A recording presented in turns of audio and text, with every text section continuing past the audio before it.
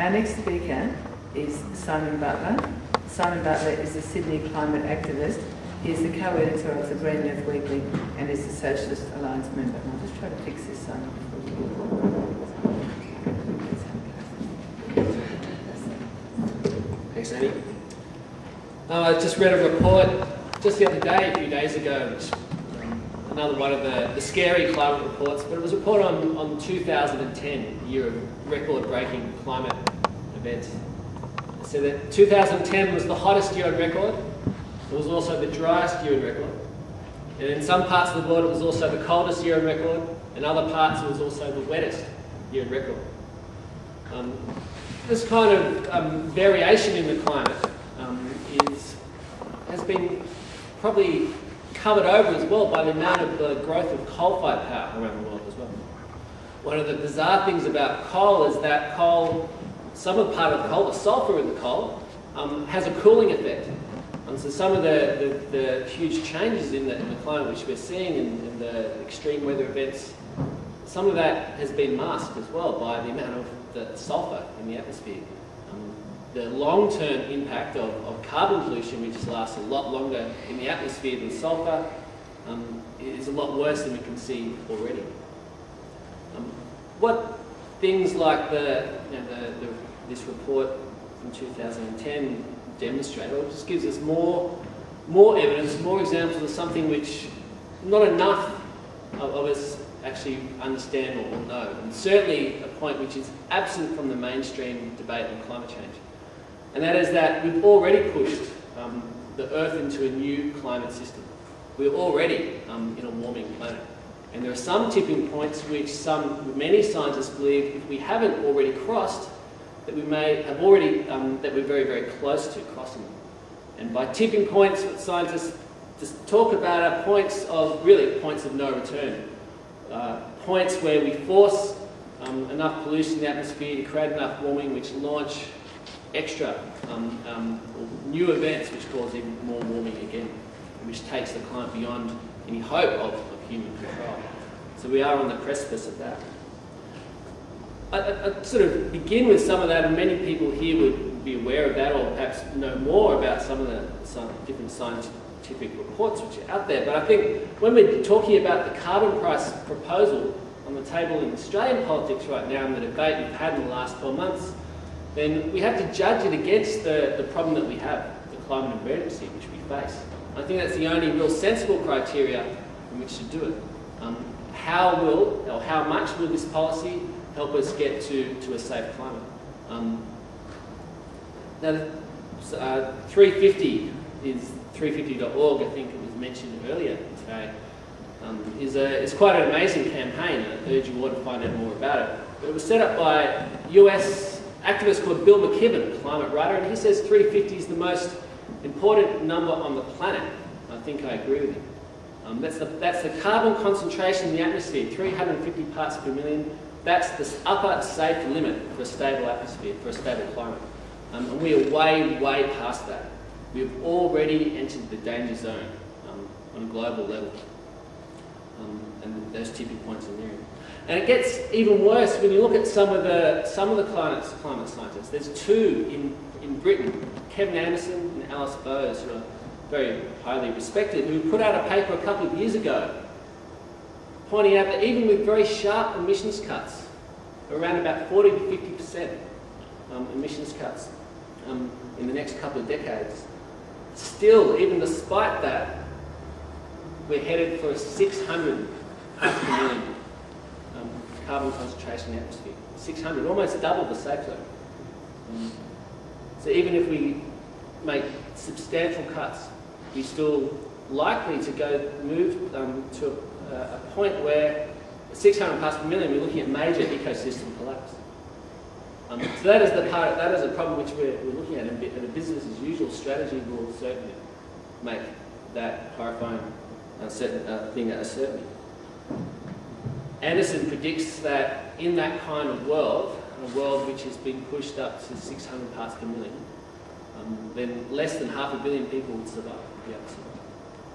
And there's other points about climate change which get so little discussion in the media. And of course, there's a whole other discussion about how terribly the mainstream media covers climate change in this country. People might want to take up a discussion, but for instance, there's the problem of Asia, the problem of water in Asia. Already big water shortages all through China, but the glaciers are retreating, and the glaciers are the source of 8 major rivers throughout Asia. The water supply for 2 billion people. And if these glaciers go, and we know they're shrinking, there's debates over how fast they're shrinking, but at current trajectory they'll be gone by the beginning of the next century, then what are those 2 billion people going to do for food, for agriculture, for water? Where are they going to go? And what kind of world would it be like if climate change is allowed to get that out of hand, if we don't turn around the ship soon? Another problem is the oceans. Carbon pollution, the carbon gets dissolved into the oceans, and that's changing the chemical composition of the largest bodies of water on our planet. And combined with overfishing, that has the potential to eradicate fish stocks around the world. And then there are ocean scientists screaming out about this problem, and climatologists, and it gets so little discussion. But the ocean is a major source of protein for 1 billion of the world's people. And in a few generations, it may not be there anymore if we continue on the path that we have been. 200 years of using fossil fuels for energy. So some of these consequences of failing to act on climate change are some of the most frightening, or should be terrifying for us if we actually grasp them and accept them as real potentials. That the only real solution to these things is looking at how do we cut carbon as fast as possible, responding in an emergency manner to what is a true crisis, a real crisis. And as Anderson said, even doing half the job won't be enough, because it is a time game. It's a question of doing it before tipping points across, before those points of no return are reached. And delay in this context is denial. So I'd say in this context, the carbon price which we have on the table at the moment, I would say I'm not against taxing polluters per se, but the carbon price that we have before us on the table at the moment, which is going to be, we'll know more about it on Sunday, does fail to meet that challenge of emergency response. There are other criticisms which can be made of the carbon trading scheme on the table at the moment. Particularly, I'd say that the fact that it is designed to become an emissions trading scheme, which is a scheme which has failed in Europe. It will give handouts to polluters. I think polluters should be paying, not we shouldn't be paying polluters. The government, the federal government, has said repeatedly it is designed to drive gas. So we've got a problem here with a policy which the government will be implementing it, and they support expansion of gas and fossil gas. And of course, Wayne Swan this morning boasted that coal has a long future in Australia. So this policy is from the government. They insist that this policy will be no danger to coal. Now, of course, I appreciate there's the argument that at least this is a start. This is better than nothing. And there are some things out of it which will mean we won't be going backwards, perhaps. I think we'll have to wait and see and assess how well this carbon price will actually be able to cut emissions. I'm very dubious it will make much of a difference at all. But I think we can all agree that there's the real danger is something that David Spratt's pointed out, that for the environment movement, we can win the carbon price debate, but we can lose the climate war. And we are losing the climate war. And that is the real crisis of our generation, of our age. And it has to, the turnaround has to be within our lifetimes, or sooner, because the next generation will not have the option. They've lost that window of opportunity to turn things around. So certainly I'm a big supporter of public investment. And I think that if we're looking at a transition to a zero carbon Australia, which really needs to happen in 10 years, was what the first Australia's Climate Summit said, especially with energy, we need 100% renewables in 10 years. How is that going to happen? That really is the starting point. How is that transition going to happen in that time? And that limits our options, which means that the government has to do it. And certainly the government we have at the moment is more beholden to or more afraid of the fossil fuel companies than it is afraid of its people. But we have to change that equation. We have to make the government afraid of its people. So only if there is a groundswell of support and people protesting for that kind of response, that the government must build the solar thermal. John said it. I mean, Australia's contribution, the mining industry and the fossil fuel company are fond of saying, well, it doesn't matter what you do in Australia. It doesn't make any difference because we're too small. Wrong. Australia should build solar thermal stations now, and that makes it cheaper not just for us, but for everywhere around the world. And Australia being a rich country, historically big polluter, we need to build solar thermal plants now, public investment, publicly owned, and that's a major contribution to bring the cost down for this essential technology. So I'll just finish now. It's also, public investment is also the best way to ensure that the transition to a zero carbon economy is socially just, that the transition is just.